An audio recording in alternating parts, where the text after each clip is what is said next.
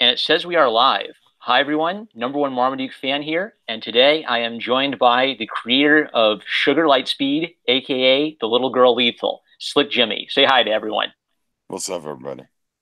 So, this is kind of exciting because Little Girl Lethal is currently a project on Indiegogo. You have met your initial funding, and the more people who back the project, the more stretch goals you're going to be able to unlock at this point. I've linked to that project in the description below. So, Slick Jimmy, just tell us a little bit about what Little Girl Lethal is and what to expect from this comic project. All right. The main the title character, Sugar Lightspeed, is a very beautiful, very petite young woman. That's where the little comes from, and she's very damaged. And I'm getting some noise. Okay. Um, and she lives in a world called a city called Lost Peaks. It's a megalopolis, and from all my influences, and I go through like Blade Runner, Akira, um, Fifth Element. Take those great cities of those stories and like kind of smash them all together, and plus many others, and that's Lost Peaks in it. It's in this huge valley, and I grew up in the Mountain West where we have valleys with lakes in the center and lots of ridges, fault block mountains across the Great Basin, and so it's kind of affected how I look at the world. But in there are types of mountains that they're very sharp and they look kind of like teeth, the sawtooths, the Tetons, and so I took this valley idea, massive valley about 100 miles long, 50 miles wide, and I put it on the top of Yellowstone in this world, which is an alternate Earth to ours. I even have a map, which when you look at it, it looks very Earth-like until you start looking, you're getting down into the details, and you realize that things are different. They're just slightly different, as if the geological history had shifted just slightly, and things that were that you expect, like the Great Basin that we have here once was filled with a lake called Lake Bonneville. Well, in this world, Lake Bonneville still exists, and that sort of thing. Yeah. So Lost Peaks is a world you've been working on for Yes, decades. This was originally going to be a series of novels, and it's become a comic project from your collaboration with Whiskey Paint. Tell us a little bit about your exactly. artist. Yeah, tell us a little bit about your artist, Whiskey Paint. My artist, Whiskey Paint. I'm still working on the novels. That may come to fruition one day. But I was looking for illustrations for my novels because it was just kind of a passion project, my avocation, just writing on the side, something to do to alleviate the banality of other work and career. And so I looked around for artists, and I have a few other artists that have done renditions of Sugar, and then I stumbled across Whiskey Paint, and I loved his art. He does a kind of a painterly manga style Yeah. most of the time, and he lives over there in the Far East, but he's in Russia. Most people think of Russia as St. Petersburg and Moscow, but the Trans-Siberian Highway goes all the very way to the Pacific, to a place called Vladivostok, and that's where he's from. And we kind of developed this relationship over 4 years until I encountered. I'm getting into kind of a tangent of the reasons why the comic book came about. I was doing like promotional ideas in my head for the novel, like T-shirts and maybe posters from that, and maybe a standalone comic, which would be just its own story away from the novelized saga, but it would kind of tie in, so you get a little bit more of Sugar, only a visual, so it would add to the lore essentially. Then Nick Spencer made Captain America a Hydra agent and essentially a Nazi, and it really ticked me off because I used to be a huge Marvel fanboy, and I'd kind of been just on the peripheries buying a book here or there, usually a graphic novel. And I hadn't really been paying attention to what had happened in the industry, and it made me angry. And so I got online and started to listen, trying to figure out what was going on, trying to learn what had happened to my Marvel universe. And then I encountered certain individuals, chiefly among them Captain Cummings and a man called Richard C. Meyer, or DC, Diversity in Comics. and I got involved in listening mostly, not really interacting with the Comicsgate crowd. Yeah. And at one point, they challenged diversity in comics. Well, if you think it sucks so bad, why don't you make a comic? And I immediately thought when they said that, hell, I could make a comic that would blow any of this shit out of the water. I'm sorry to swear, It's all but right. but I I can. I have the writing abilities and skills, and then I have this great artist if I can talk him into it. And I'd kind of broached it before with him about doing the sequential art, of that comic book. And then I said, I got with him. I said, I'd like to do this. I've got enough savings and I've got enough ability to make money to back this. Would you like to do this with me? And I'd like to make you as a partner because I like the guy. He's so talented, and he's particularly humble. He doesn't like to be in the public eye very much, and he's a really cool dude. And so I wanted to make his world better over there in Vladivostok by whatever money I made could contribute to that. And at the same time, I do pay per page a lower rate, but so I'm still paying him money. But we started to make pages, and he was worried about his ability to do sequential art, which is an art form unto itself. He's your Right. storytelling, telling and ability to make people understand. And the best sequential art is when you look at a page, you can kind of tell what's going on without words, and that's the best in my opinion. And he started to do it, and with my instruction, did exactly what I wanted, and I was amazed. And he was kind of worried about it, and then I started putting those pages out there as I started. I announced that I was going to do a comic book. Uh, September 17th of 2017, I put a tweet out on Twitter, said, I'm going to throw my hat in the ring. I'm going to do this. And I started showing his art, and people started going, wow, that's really good. Who is this? And I go, this is Whiskey Paint. And they're like, well, I've never heard of him. And I'm like, well, you're going to hear of him now. And then as the art pages started showing, people were like, this is really good. And I'm Yeah. like, yeah, it's a throwback to like the type of art you would get out of heavy metal, the painterly style heavy metal stuff, the albums from Europeans, and that's what I wanted, but with kind of this manga tinge, but Americana throughout because it's Yeah. this alternate world, you I know. would love to do a screen share and show people the Indiegogo page from my desktop, and they can just see examples of this because it's completely dope. You cool with Oh, that? oh yeah, All right. please. So I'm going to square my screen. I'm going to share my screen and present this to everyone.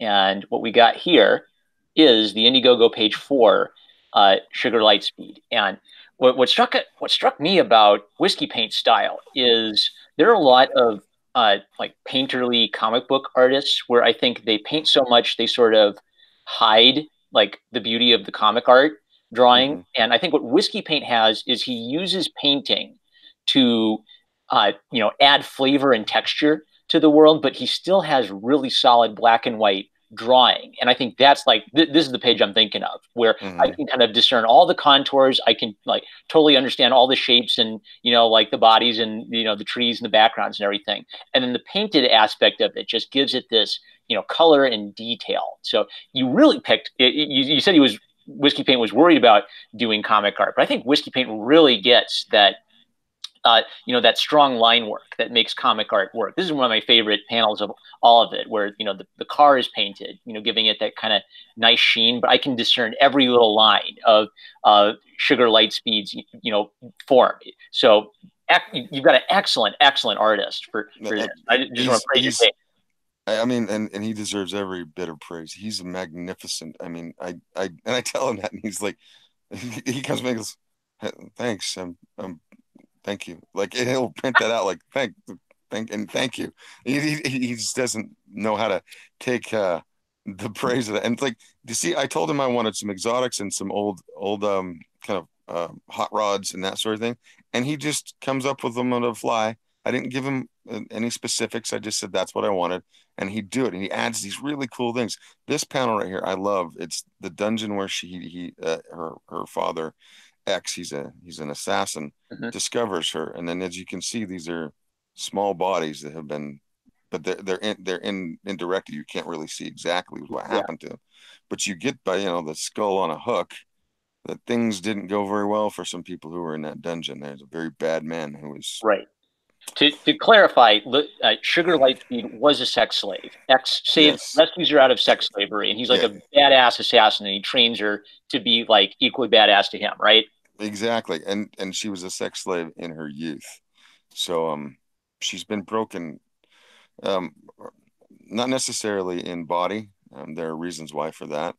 But her emotions and her psyche, there is some fractalness to it. There's some mercurial aspects because of her experiences as a youth. But there's still a spark of goodness in her that is surrounded like little bastion of goodness in her soul that is being assailed by the evil of her experience. Now, this is something And maybe important to touch on because Gail Simone, very unprofessionally, I think, because I don't know, she has something stuck in her craw over comics Twitter. She decided to like dump on you guys, and the assumption is always, oh, well, you've got a sexy character. You must be a male chauvinist pig who thinks that women are just sex objects. And the whole point of Sugar Lightspeed is she is a character with dimension, where she is a sexy woman. Yes, and you can just see that by looking at her. But in your opinion as a writer, your goal isn't just to say, haha, guys, here's some sexy stuff. You have some dimension to this character. So talk a little bit about what the dimensions of this character and what makes her tick. well, again, I will not lie. I use sex and violence as a hook because, and I am appealing to the male gaze, as they say. Um, and I think there's a lot of women who've come to me and said they like it as well. So that just doesn't cover men. Women like beautiful women. They like something to aspire to. Mm-hmm. They really do. And at least the ones who haven't been infected with a certain ideology. Right. Um, and they see, and then when I give them something that is this beautiful cheesecake, over the top, stripper-esque, a porn star kind of look, um, I'm going to give this character dimension, as you said. She has a life, she has a backstory, and it's horrible, it's terrible. And it informs the rest of her existence, how she deals with things in this over the top world of Lost Peaks. Lost Peaks is not a place for the timid. You go there and you visit, and if you cannot deal with Lost Peaks, you should get the hell out Yeah. because it will eat you up. The city is a character unto itself. I typify her as female, the monster in the mountains.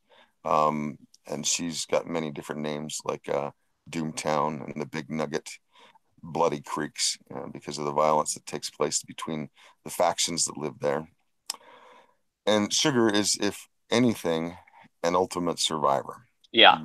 because she's been given certain physical attributes because of circumstances of her birth, which will be explored. And also because of the experiences that she has gotten from her environments, from both initially and from her time with her father.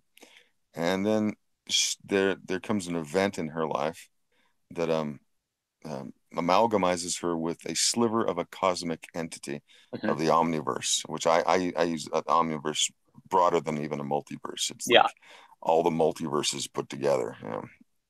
Um, and so she's extremely powerful, but she's terrified of the power that she is seemingly just given.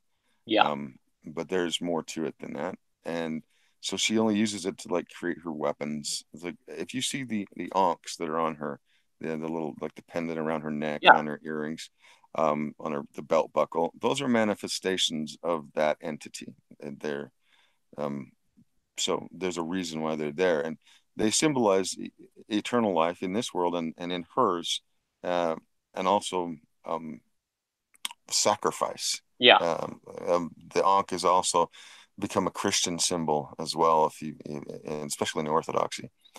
And so that's a symbol of that power that she has that she doesn't want to use because she knows how broken she is and what she will do when she does use it in full. I Yeah. mean, she uses it to make her weapons and her vehicles, and sometimes her clothing will shift around a little bit.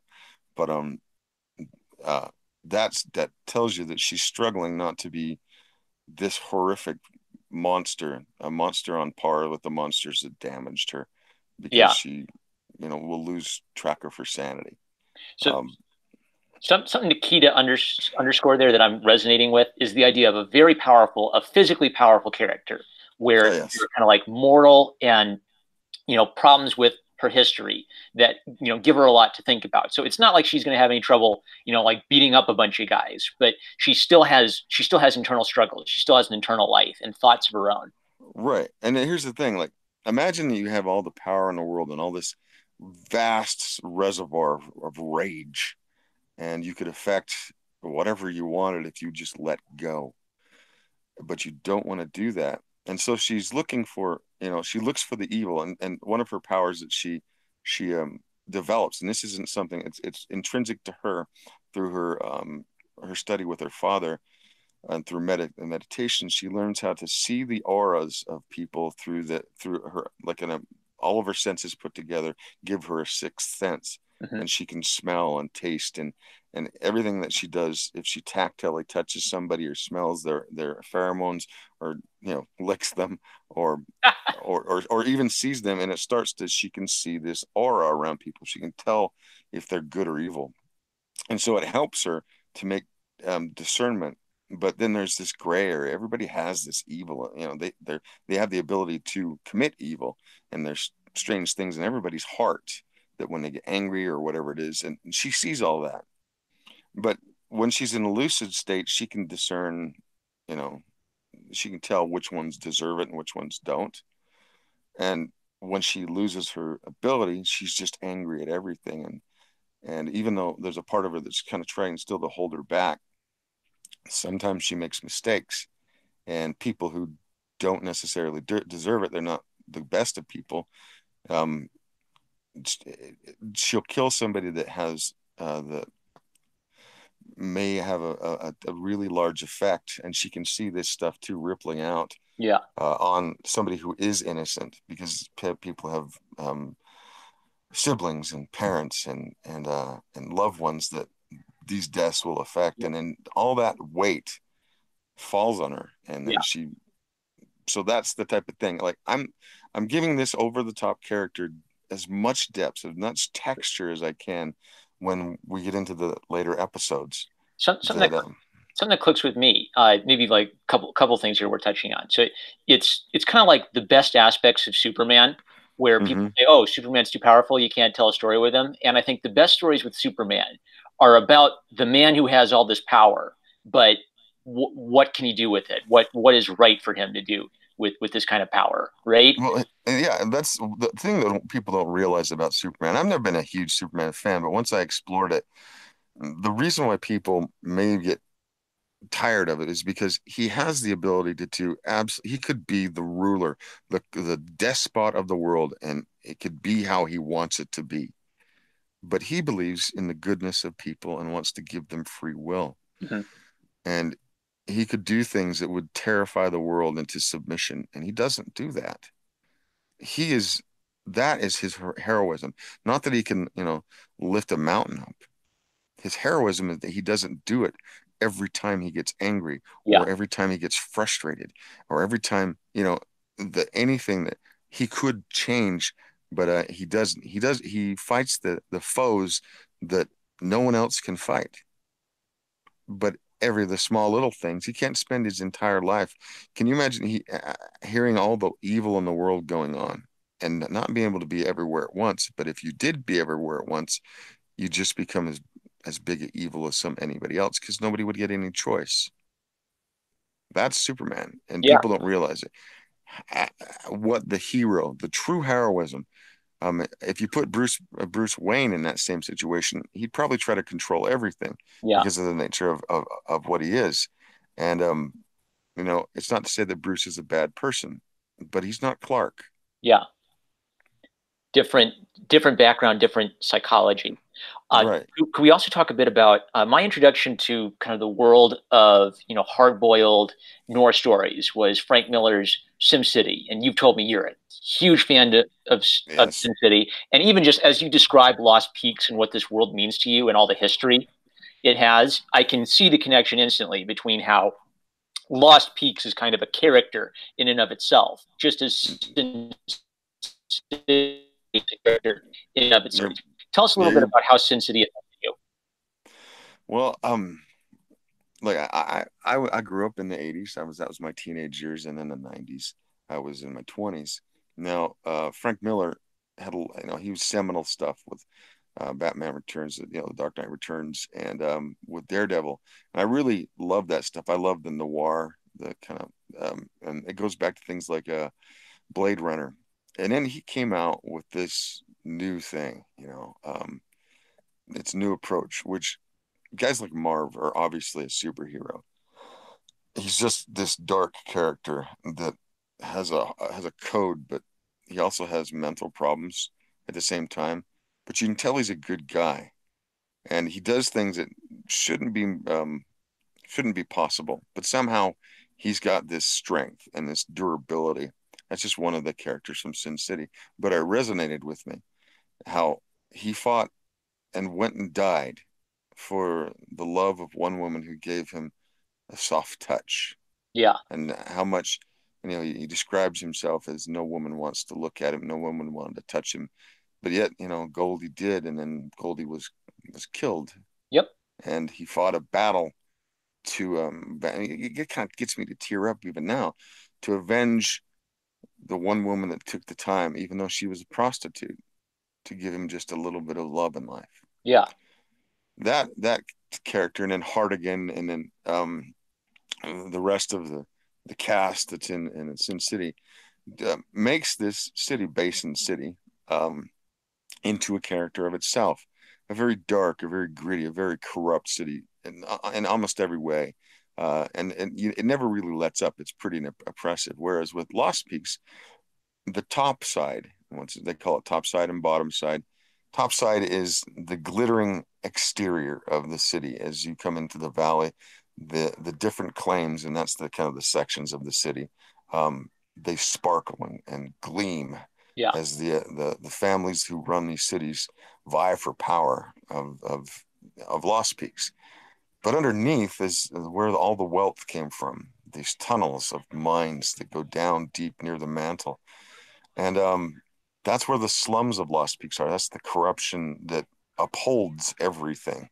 It's a different look than Basin City. Basin City has affected me. I've read I have the Big Damn volume. Yeah. And I've thumbed through that. I try not to, and then I have the volumized version that comes in a box set. Yeah. That's the one I read more, and I read it for inspiration because Frank Miller has this kind of terse style of writing, Yeah. and I'm not as much that. I sometimes I get too caught up in my own words, and I have to go back and say, what do I need to cut that really makes the punch?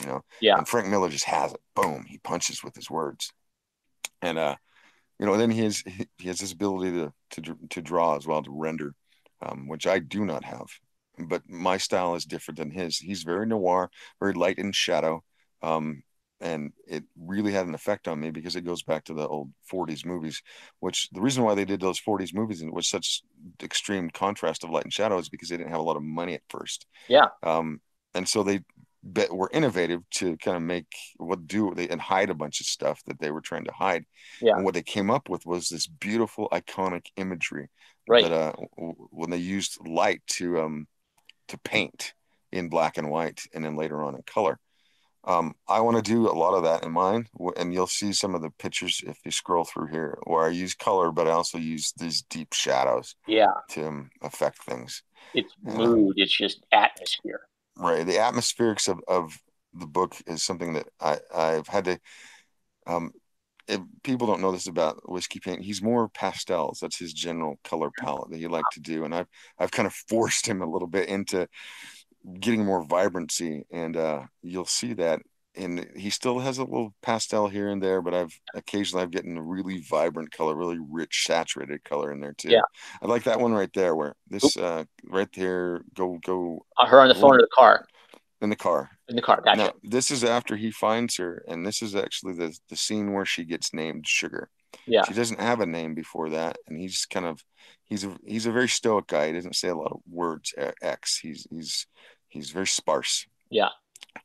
And so it's kind of forcing him out of his box to actually talk to her, and he calls her Sugar, just like as a appellation, like how you doing, Sugar, and then she takes that as her name, and then later on he uses like pseudonyms himself, and one of his pseudonyms and his different aliases is Lightspeed, and so this is where she gets her first name, and then later on Yeah. you'll see where she gets her last name, and Beautiful.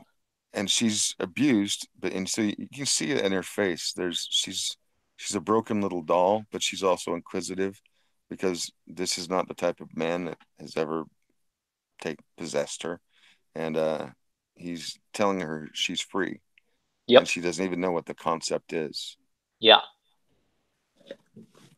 Great stuff. So I would like to talk a little bit about some of the artists in addition to Whiskey Paint who you've been working with. So, okay, one of the things I admire about your Indiegogo is that you have structured it with like lots of tiers. So, for example, you could donate $1 just to help out the project and get an MP3. At the very least, everyone, you could donate $5 and get the digital edition, which we've talked about this. The digital edition. Is going to include like the whole comic and some of the content for this Indiegogo project. Like even if this comic like blows up and gets lots of reprints, there are going to be some exclusive stuff for people who back the Indiegogo project. Is that right? yes, So I just want to talk about a few of the other artists you've got, doing like alternate covers and posters for this. So yep, uh, at $12 they can get a physical edition of Little Girl Lethal, and there's a Touch of Modesty edition, and there's an Immodest edition. Could you talk a little bit about the purpose of those two editions? okay, yeah, I I understand that certain people have sensibilities that don't want to be infringed upon, and some people actually hold certain things sacred, and I get that. So to be honest, the modest version is not going to be extremely modest. It's going to be risque. However, there will be some modification of certain things to where you won't see the naughty bits, and you may not see as much. The violence might be indirected or put into light and shadow, as well as in further episodes where you might see some sexuality. It will be covered a little bit, as you've seen in many of the more adult titles from the big two or anybody else, where they've kind of just pulled back a little bit. Whereas the immodest version will be the full Monty. We'll see the erotica, you'll see the hyper violence, um, and I do that because I think that those things can be explored without being um, it being a bad thing. Yeah, Now, let me say something as an addendum to that. There are books like, say, Crossed or Fantasy Jungle. From those are from Avatar. Those are Avatar Press books, yeah. and they're extremely graphic in many different ways, both violent and sexuality. I'm not going to go quite that far. Hmm. I don't. Some of those books actually turn my stomach, Yeah, um, or they just seem silly, because they focus way too much on the pornographic aspect. yeah, I I'm not going to say that my books are pornographic, although they will have sexual content that is fairly graphic. yeah. But it's not for that. Those aren't there for that alone. They're for to be elements of the story of Sugar Lightspeed and the world that she lives in. Because the world that she lives in is not like ours. It's a much more hyper real, hyper over the top atmosphere, environment, and things that you would not encounter here unless I places I don't know of. Um, you're going to encounter in Lost Peaks, Right. and there you go. Yeah, so it's not just there for the sake of being there. It's there because you're telling a particular type of story with this heart. I love what you called it. You've called it hard-boiled highbrow in your Yeah. writing. And what's beautiful is Whiskey Paint is kind of like the perfect artist for that vibe. The Mm-hmm. hard-boiled means, there's like this seedy aspect to the world, but I mean, here's the thing: like, people get say that this is. Some people might accuse me of being not um, of being immoral. All right. Well, I look at it this way: if this story wasn't meant to be told, I would never have found Whiskey Paint, who seems to mirror what I want to tell in his um in his art. And to me, that is a miracle that I Yeah. can be able to tell visually through a man who speaks another language and doesn't speak English very well, but seems to be able to interpret what I'm saying. And he comes up with these images that often add more than I even put in the script itself. Yeah. Little things that add so much that I can't. I mean, every image I could probably show you things that he's added, and I appreciate that, and I thank Providence that somebody's helping me, and I think that somebody is, something higher, helping me create a world of my own. I'm creating my own Middle Earth. If I were Tolkien, it's that rich in my head. I get you, man. Yeah. And uh, it, what I appreciate about you as a writer is that you appreciate, I think, the value of art because when just getting to talk to you, it's sort of like I can see, oh yeah, of course, this collaboration with Whiskey Paint worked out. It's like fate because you have all of this, like rich history to your writing, and then an artist like Whiskey Paint through a rich drawing style suggests that or implies that. Yes, and even this. Okay, do you see the image to To the the left, left? yeah, let's look. Okay, roll up a little bit. Do you see Wow. the little sugar on the license plate? Yeah, I didn't ask him to do that, and he puts Lost Peaks. I mean, I didn't ask him to do that, and to me, that adds so much to the painting yeah, that now they know, especially when they get into it, that there's a place, and that's who that is. And then, in a way, because that car is generated by her own powers, she put a license plate on there. yeah, I mean, it's little things I didn't tell him to do, right. and he just does it, and I'm just astounded. Every picture that he's done, he'll add there'll be these little teeny things that he does to add richness to the project that we're working on. And he is my partner, and we're 50-50 on this thing. I want people to know that when you're contributing, it's not just going into my pocket, it's going into his, and Yep. it's going into the continuance of this saga until, if you guys follow it to the very end, which will probably be a years in the making, you'll have this vast hit lore to the books, and also there will be peripheral. It won't stop there. After that, we'll have peripheral things that go on and characters, and I will try to employ other um, artists to do other related stories that may not be completely sugar stories, but Lost Peak stories. So Yeah. they'll become this rich lore, and there may become a day when I find a great writer, and he knows the lore, and I'll just let him run with it, some idea, and he'll add to the. And that's what I want to have in the future. I want a universe where people can come and they can play, and there will be at least enough money to make it equitable for people to do Brilliant. so. So there you go. Brilliant. Now, you mentioned other artists. So I'd really love to real quick look at some of the artists doing, posters and T-shirts for this project. I'd Hmm. love you to tell us a little bit about, how you found these artists and what struck you about them. So there are first we're looking at like this pinup poster by Sashi. So tell us a Hmm. little bit about like what is it that grabbed you about Sashi's work? Well, again, like I like cheesecake work. I mean, going back to Vargas and blanking on the name, Gill somebody. I can't remember his name right now. But the old style stuff you would see put on the side of a B-52 bomber, or a B-17 bomber, that kind of art, where it's the appreciation of the feminine form and the cheekiness of it that often came through, as well as the sexuality. But it was always usually obfuscated, not too blatant. Yeah, And when I mentioned Richard C. Meyer, he's doing his Jawbreakers book that did phenomenally well. He had a pinup done by Sashi, and he kind of discovered, I never heard of her before he mentioned her. And then, I over time I contacted her and I said, well, how much would it be to do a pinup of this character? And I showed her some of Whiskey Paint's work. And she said, she gave me her price. And I was like, oh, okay, I can do that. And over time, we've just kind of talked and become friends. And she's from South Africa, and she's yeah, a quite an attractive young lady herself. And she's become a fixture within kind of this certain community within the comic sphere. yeah, And when she did this, I was just pleased with it because she did this hair. Um, one of the signature aspects to the design of Sugar is that monstrous double pony, Yeah, double pigtail that sits high on her head, and in some of the pictures you'll see it really adds to the motion of what she's doing.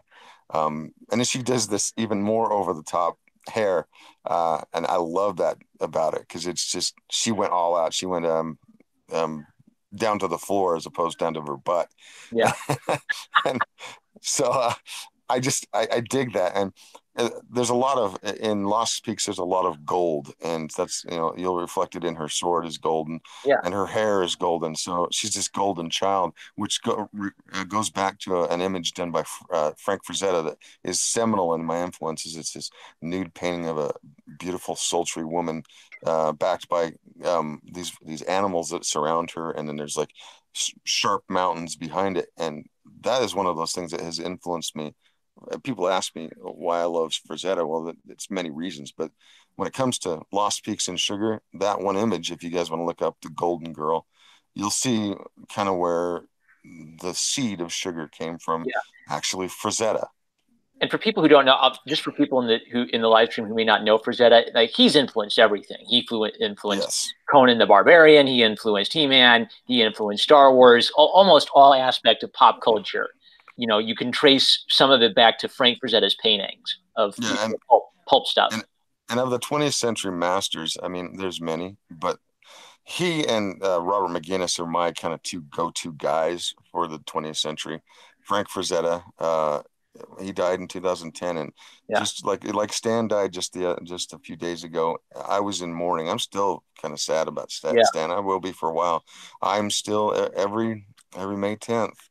Um, I throw out a tweet or and a thing on Facebook about Frank Frazetta. I miss the guy. yeah. Um, he was one of the greats. He's going to be remembered in if we survive our own idiocy in 200-300 years, he's going to be right there with Rembrandt and Michelangelo. He is.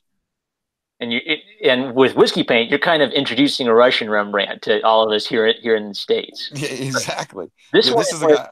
this is one of your oldest ones, right? Excuse me. That is the first one ever done.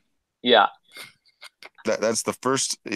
I asked for. I wanted a scene. I said I want to show her doing a massacre, um, and I want to kind of show her in all her beauty with the little tinge of speckles of blood on her, and then show her weapons. I said throw the coat on because she rides this motorcycle around, but I want to show how she's just unbelievably devastating when she puts her mind to it. yeah, And then so you see that alleyway full of bodies, and um, it was perfect. And when I saw it, and then he did the light and shadow, something he didn't ever, I had never seen him do. And he was kind of worried about doing this noir flavor, and he yeah, just nailed it. And I yep, was like, holy cow, dude, you should not worry about anything. You know what you're doing. And yeah, like you said, he did this kind of pastel soft stuff, and this is all rich, vibrant color. Um, when she pops right out of that scene. And it's that scene itself is sold, I think, sold the concept and the idea from the get-go. yeah. So this is one of three. So if someone likes one poster the best, they can get the pack that gets them that poster, or they could get Yeah. like one that gets all three together. This one, Yes. this one really stood out to me. Martin Nail, a Spanish artist, and Mm-hmm.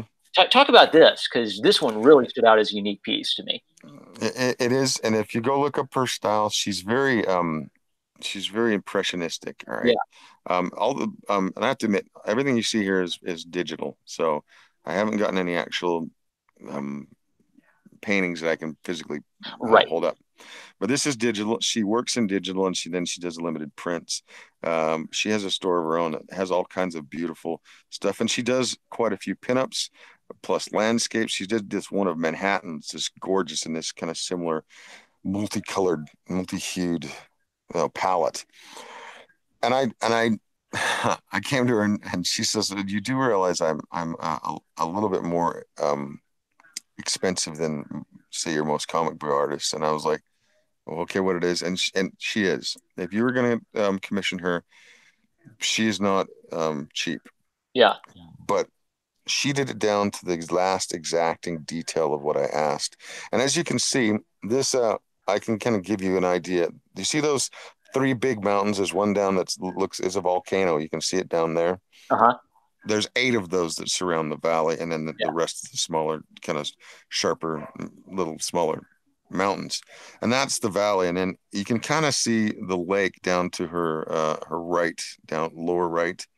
That's a part of the lake that sits there, and it's this big hourglass lake.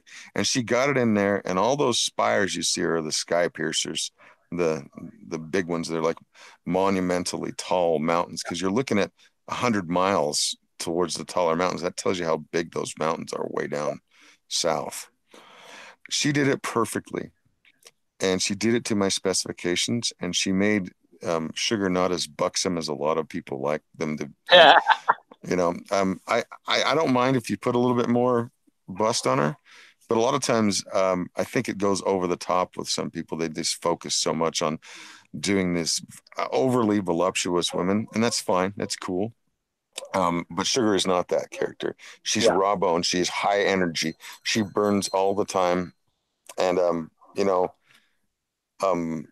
she when she burns the energy, she could tap into the cosmic energy entity, but she doesn't want to do that. Yeah. So in kind of a throw to Gail Simone and all the rest to Mariko Tamaki, uh, she eats quite a bit, Yeah. but she does it for a purpose. Yeah. She's an And yeah, she has great appetites, let's say. Just like Conan, she has many appetites. Yeah. This one also, what's interesting is this is a character who, like, a lot of people can interpret and I think still kind of capture the energy of her. So we've got Hmm. Kevin Shaw here, and this is one of your Hmm. exclusive T-shirts. So tell us a bit about Kevin Shaw. Well, Kevin Shaw, I met actually through dang it, I'm gonna have to close my windows. Dogs barking. Hey, dogs. I don't want to hear them on the recording. So Kevin Shaw, I kind of met through Twitter, and he's done a few things for other people, and he's willing to work with a certain set, shall we say, without getting all upset about the fact that we may not have the ideological viewpoint of others. Yeah. And he's not ridiculously expensive nor inexpensive. He is reasonable, Yeah. but he's not going to be like, you can pick him up. It's going to be a couple $100. And he did. I asked him to do something with a lot of motion with both the gun and the sword in play, and just give me some dynamicism. Yeah. And he did, and I love this. It's a different take. It's a different kind of vibe from all the rest, and it pops out of that black, and it'll be great for a t-shirt. Yeah. So I like his work. If you go find Kevin Shaw, I think that if you could, you get him to talk him into doing page work sequential, he'd do a great job. Definitely. This one is by someone I've had on the show before, Eliza Forrester, Yeah. aka that comic gal. She was one of my early guests on the show. So you encountered her through Twitter as well, right? Through Twitter and through kind of if anybody knows who the Revengers are, they're kind of a group of artists and creatives that have come together on Twitter.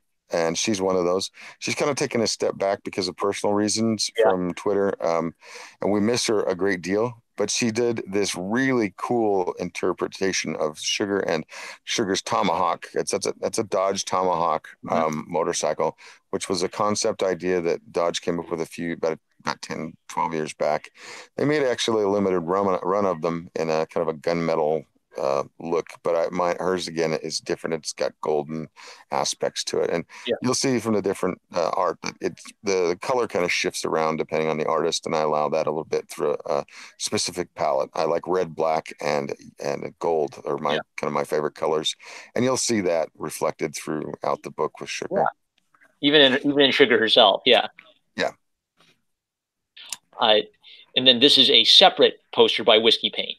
Yes, and whiskey. I asked Whiskey Paint to just come up with something that he felt was Sugar. All right, and I didn't impress upon him anything specific. And this is what he came up with. This is how he interprets my ideas without me even saying very much. Huh. He knows the character so well now that And then he did two different versions of this. He did one that was a little more pulpy looking that had this kind of the same pose, and then this one that was just more impressionistic. Yeah. And he nailed both of them. This one I think is going to be a great on t-shirt. I will soften the edges so that the print just kind of pops out. Yeah.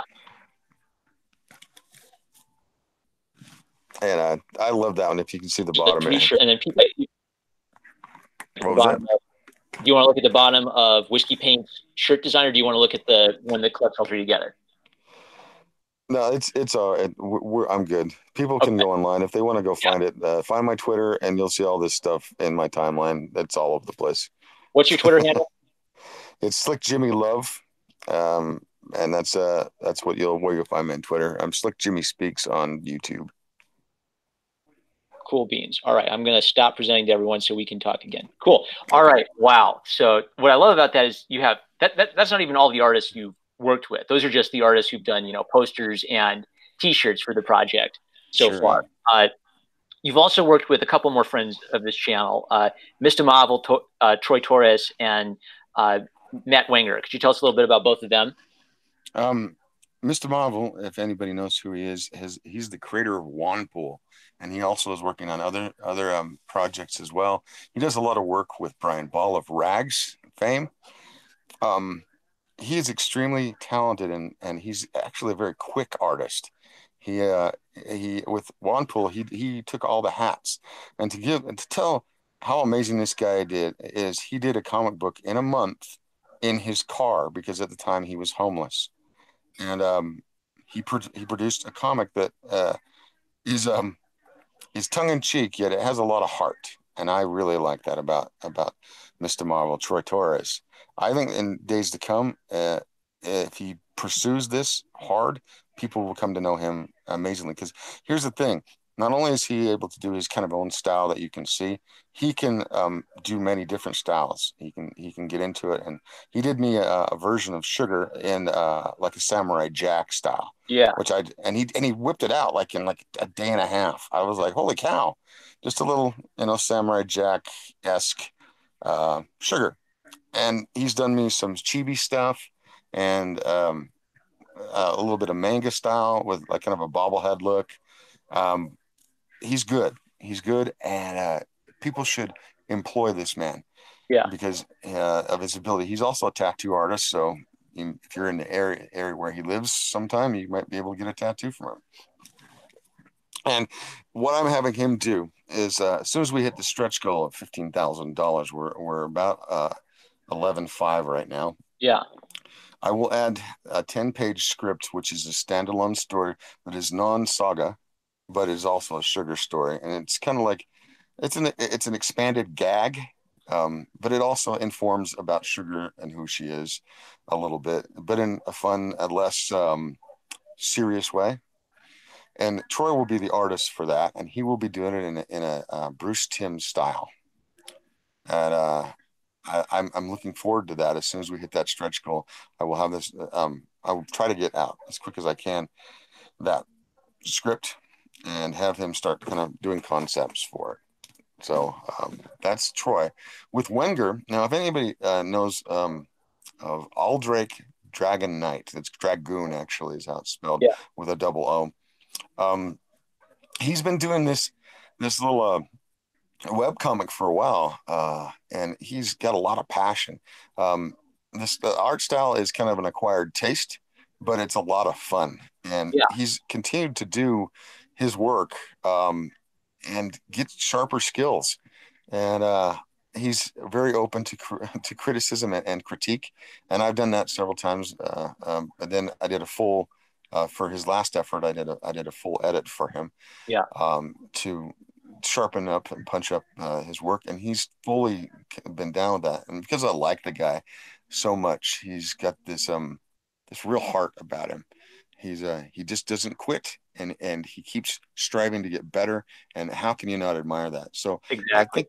I think I may have him. Yeah, I think I may have him do a one-shot page. I'll give him his head a little bit about what he wants to do with the humor, and I'll maybe make some suggestions. And that'll be something fun that is not necessarily uh, a tier or a stretch goal, just something I want to add. Now, Yeah. those two things I'm talking about right there, plus a lot of the extra art, there'll be fan art and there'll be more pinups that haven't been put out there as t-shirts or posters that will be included in the book, and they will only be in the Indiegogo book.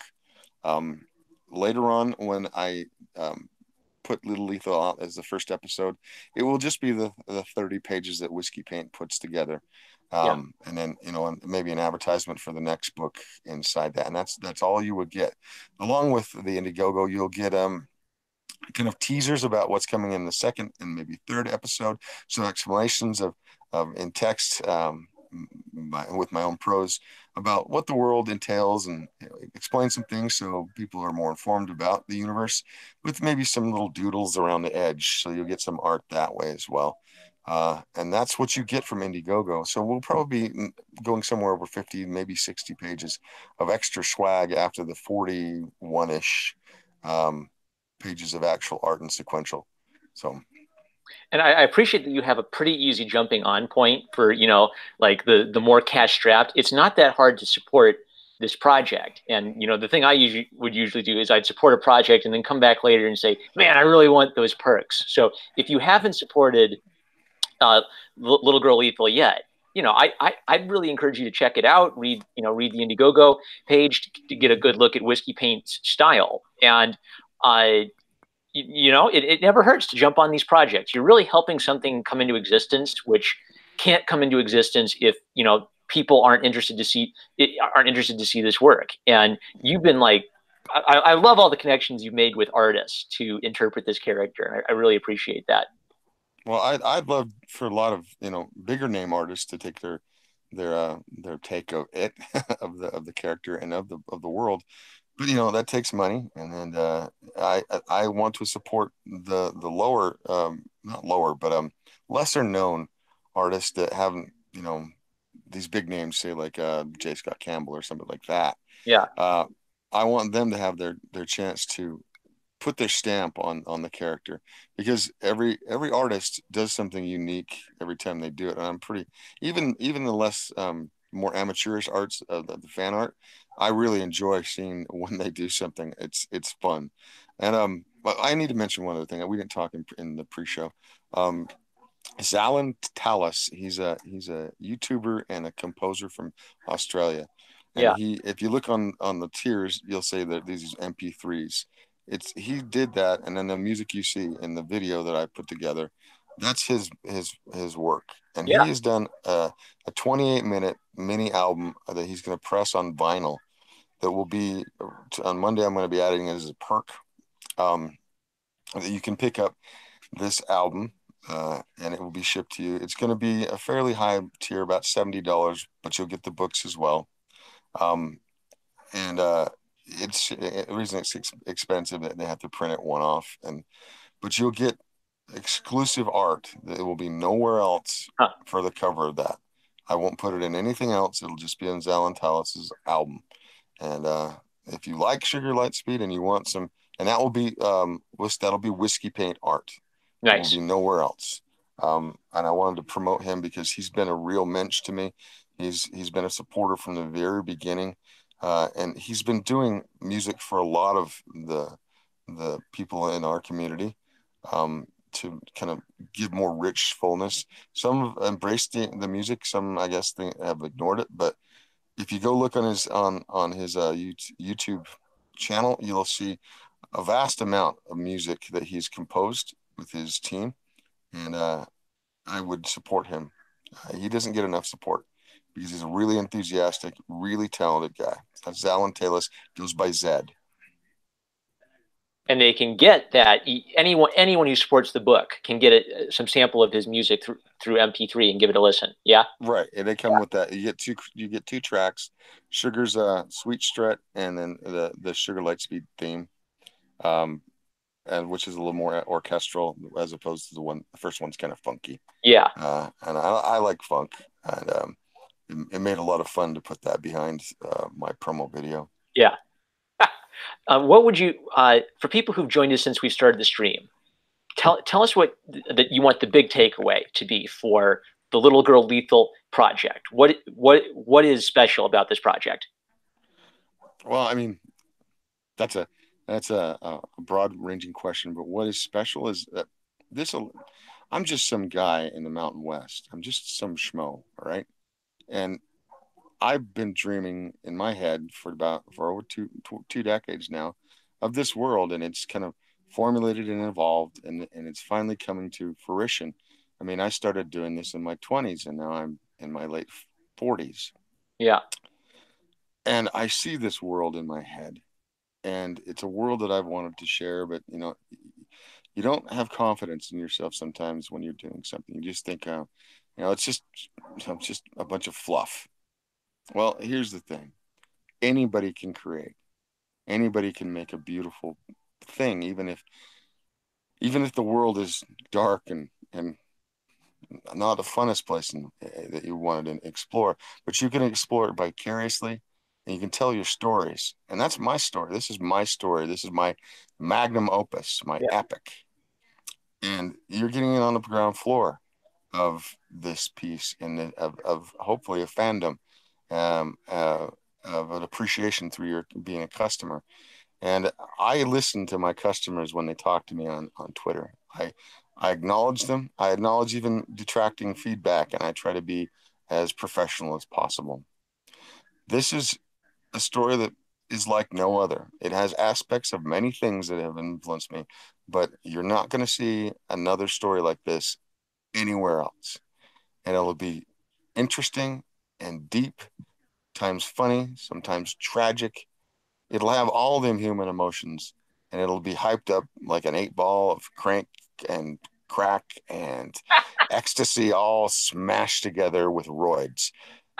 That's that's Lost Peaks and Sugar Lightspeed. yeah. That was beautiful, man. I love having like when I talk about artists, like artists can encompass, the writing arts and the painting arts. And I love having artists like you talk about, like that hunger to make it happen. And this is fantastic. So I just want to let everyone know I will be supporting this Indiegogo campaign. I look forward to reading it. And I hope everyone who hasn't checked it out yet does check it out. Slick Jimmy Love, I want to give you a chance to like what anything else that we haven't touched on about Sugar Lightspeed and the Little Girl Lethal Indiegogo campaign that you think we should touch on. I want people out there who listen to this, if they have artistic talent, if they have creative talent, to put it into their own thing, or as we build the Lost Peaks universe, think about coming on board. And I don't scrimp on paying people. I can't pay people the exorbitant rates that I would like for some people, but I will put people to work as this becomes more profitable and Yeah, successful. I want the artists and creators out there to know that. And I want all the customers to know that I'm going to try to make products that will be fun for you, because I know how fandom works. I've got my own stuff from other franchises that I enjoy that I've purchased at a premium at sometimes, and other times it's just little baubles and doodads that they're just fun, because that's what's fun about loving a universe or a character that you're invested in. That stuff will be coming. I would also like people to one of the people I would want anybody who listens here to go out and support is Model 316 in his bid to get a 3D printer so that he can create things for creators like me yeah, within the community. Go look him up, put some money down, help him get 15 grand to get that, or at least whatever he can in his goal to be able to create his own stuff, because he's a very talented person, and that's just a shout out. And try to look through Indiegogo. And I'm not just talking through the Comicsgate crowd or Comicsgate adjacent. Look for projects that are good, that have a lot of heart and have a lot of time and preparation, and you can see them in there and when their presentation. And when you see something you like, if you can afford it, put some money down and help create new comics, because in our day and age, the stuff that we used to love in legacy companies, I'm not satisfied with. yeah. And I see a lot of stuff coming out now that I am satisfied with, or I'm hopefully satisfied with.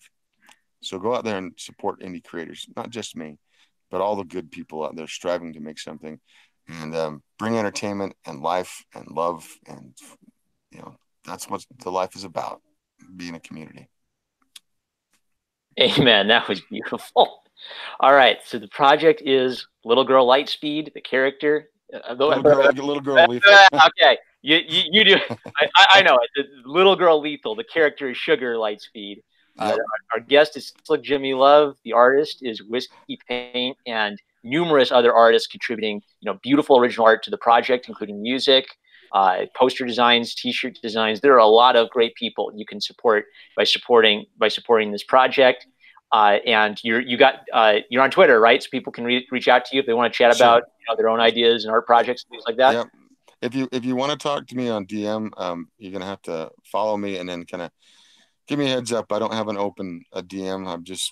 I'm not like that. So if you want to talk to me though, just give me a holler on a tweet, and I'm more than likely will follow you, and we can have a conversation if you feel that the need to give me some feedback more in depth.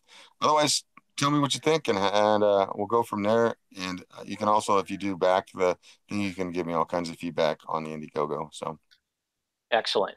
And I'll be one of those backers. So thank you, man. I appreciate it very much. thank you so much for joining me today. Thank Thank you. you. Thank you, chat. Even if you can't afford to jump on right away, share the Indiegogo project, because that's a great way to get in front of other people who Well, it might be one exactly. last Yeah. one last little thing I forgot to mention, and I haven't put this out. This is exclusive to you, actually. All right. If we hit the stretch goal of 20,000, the dollar tier will get a modesty digital copy, and that's if we hit the 20,000, they'll get the digital modesty Nice. along with their dollar. So, and it's just a thank you for anybody who put anything in. I want to give them something, and then everything will kind of be bumped up a little bit. Yeah. They'll get some. We'll have trading cards and like holiday Christmas cards and that sort of thing if we get to a certain tier. But I haven't broached that. And then we did slightly mention if we hit $25,000 after the extension, which we're gonna do, I'll have a lenticular cover, and I will make that happen. And people will enjoy that. Trust me. So there's a lot of neat stuff to do. It's already funded, right? So people are going to get the comic, but there's a lot of neat stuff to look forward to with the stretch goals, right? So at this Right. point, this is a good time to hop in. Yes. Maybe And maybe 50 years down the road, you'll have an awesome legendary edition that collects everything. But this yes. Indiegogo is going to have exclusive stuff. So this is really the best time. If you're ever going to love this character and get involved in this universe, this is the best time to hop on. Yes, you will get things that you will not get for a long time, if ever. Because it's dependent on how far we can go with the episodic nature of the saga, and you'll get cool things. Now, I believe that as we broaden out our customer base and fan base, I think that things will be much more. The latitude to do things will be much more, and I would hope that Whiskey Paint can finish all the way to the end of the saga. But that's a long road to hoe. It's off a ways, but you can get here on the bottom floor, and I really think that it's a universe that people will enjoy if you like noir. Fantastic. And well, I'm a noir fan, so then this sounds like it'll be a great introduction to the world of noir for some maybe a new generation. Yes, and I hope that it brings back a lot of that flavor. I really do. It's one of our seminal American styles, noir, like westerns, the kind of the gangster flicks. Those are the ones that have resonated through time, and Yeah. I really like. There's nothing cooler than noir in my opinion. Yeah, I can tell. It comes across in your writing. It comes across in the art. I'm looking forward to it. All right, brother. All right. Do you want to wrap up, or do you want me to say anything else? Yeah. Go ahead and wrap us up. You know, number one Marmaduke fan. Everybody who knows Richard C. Meyer knows where that comes from. He's been a voice of moderation, of enthusiasm, of knowledge, and I appreciate everything he's done. he's an artist himself, and you should support him not only on this channel but in life, and commission him to do stuff if he's open to that, and then support anything he creates because he's a good guy. Appreciate him having me on so much, and let's get out there and make something great. Amen. And tell any of your artists, you guys are always welcome back for another show. All right, brother. Fantastic. All right, I love you guys, and we'll catch you later. Please support this project. Later on, guys. Peace. Bye bye.